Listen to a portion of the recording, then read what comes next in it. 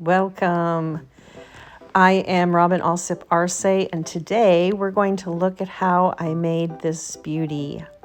This one with the Christmas tree is the one that I will be making today on today's video.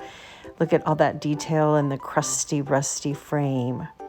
So we are going to walk through the entire process from start to finish. And you'll see here the inspiration piece that I made already. And this is what we're going to do today, but with the Christmas tree.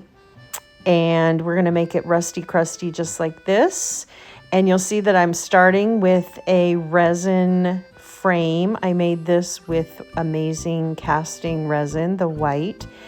And first thing that we have to do is make a pattern for the lattice. Now, I already made this pattern when I created the first one there with the cardinals, but I'm going to walk you through what I did. So I just cut out a piece of paper the size of the frame all the way to the top, and I traced the inside of the frame on the paper as well so that I could find where these points cross. Where they cross the line that I traced for the inside of the frame. So I folded the paper in half multiple times to get creases that are equidistant apart. I did that top to bottom, and then I did the same from side to side, folded it in half again, and in half one more time actually. And that gave me all of these creases so that then I could see all of the points where the creases are crossing.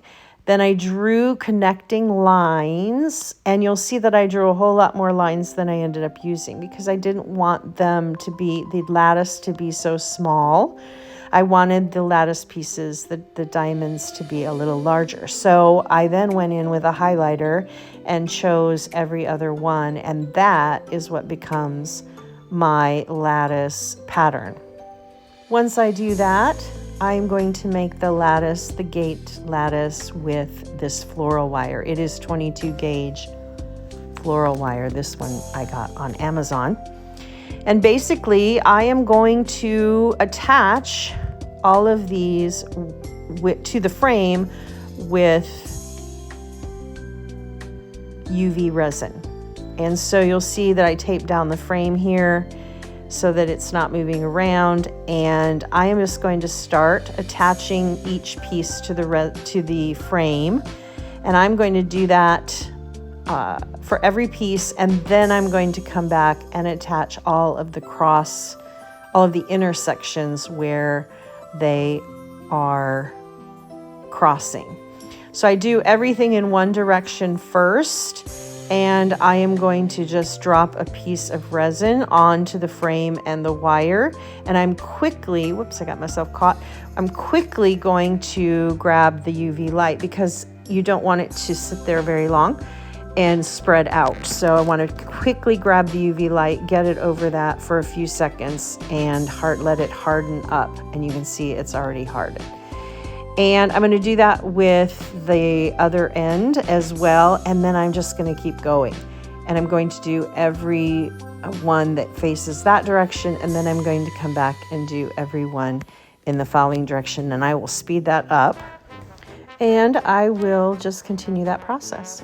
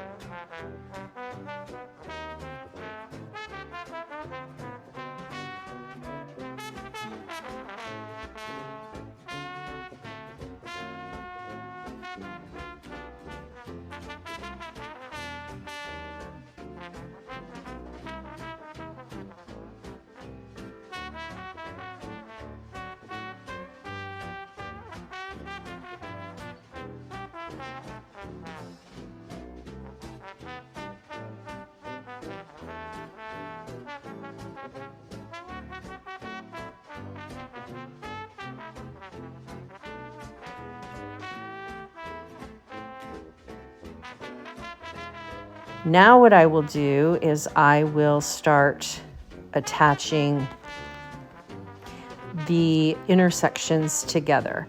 And I removed the paper because that resin is going to fall sometimes, and I didn't want my paper to get destroyed so that I could use that pattern again if necessary. But if it gets attached here to my silicone mat, no worries. And you have to move quickly because it does kind of fall, so I'm just doing a couple at a time. And if there is a big clump on the back, I just turn it over and make sure that I harden that as well with my UV light.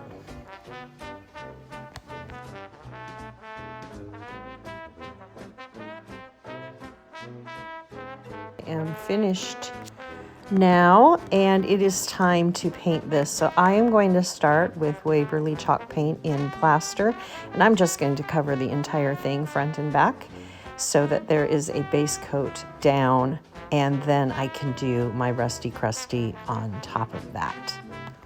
Now that is dry, and I will come in with my Folk Art Home Decor wax, and this is the dark wax.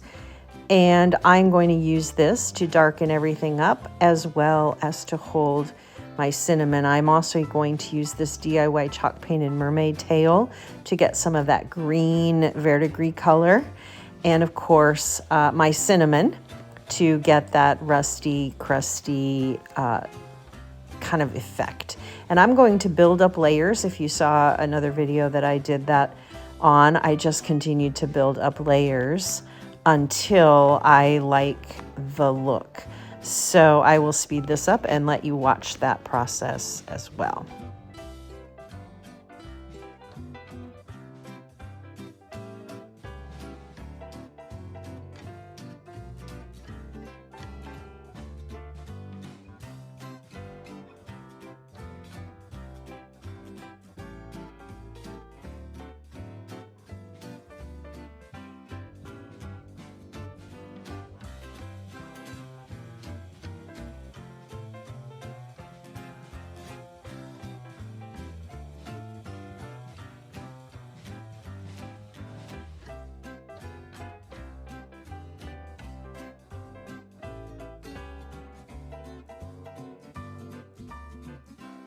And you will see that I just use the wax, the wet wax, to glue the cinnamon down.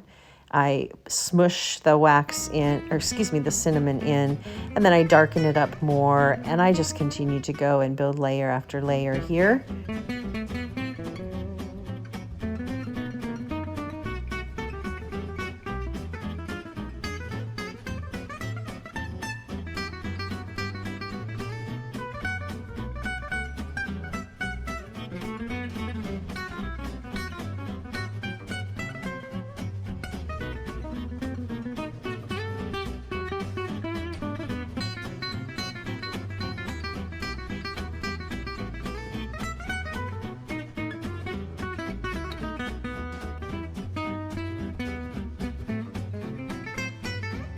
Now I'm taking some of that mermaid tail to get some of that verdigris, and in a bit you're going to see me add a little bit more of that plaster from Waverly chalk paint to get a little bit of cream in there as well, so it's a combination.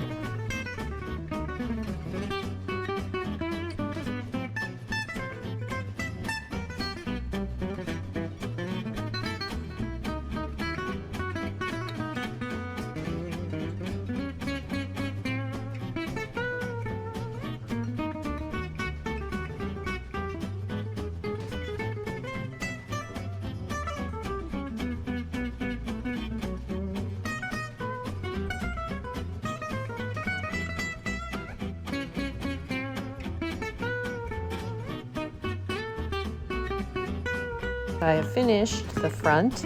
Now I'm just going to put some of that wax on the back to finish it off. So at this point, I pick my transfer, and I'm going to get my transfer down on some rice paper. Now this process is a little time consuming because it takes a bit for that rice paper to pick it up. I fought with it for quite a while, but then I discovered once I get it affixed to the paper, instead of pulling back the plastic on the top, it worked so much better for me to use my little tool to be pushing the transfer onto the paper there under the plastic as I removed the plastic. Otherwise, it pulled up the paper too. Sometimes pulling up the top layer of the paper along with the transfer. Now I'm just measuring out where I want to cut my rice paper, pardon my head. Now I am going to use UV resin to stiffen up my rice paper and give it an interesting glassy look. So I am going to put my gloves on, of course, and then I am just going to pour some UV resin right on top, and I am going to spread it around with my hand and let it dry. And I'm going to do that on both sides.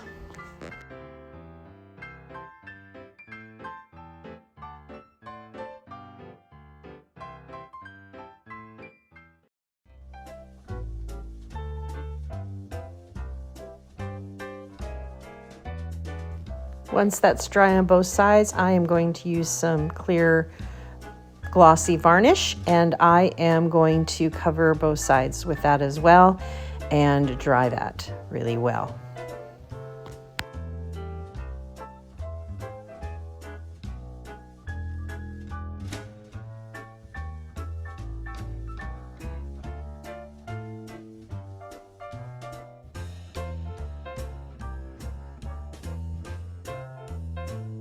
Now we are ready for final assembly. Oh, I forgot, I have to clear coat this.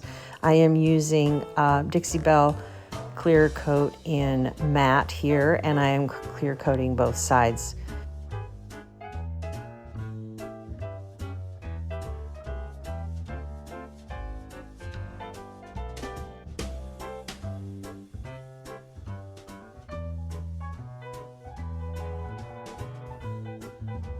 Now we are ready to glue on our picture in the back. I have some Pentart glue here.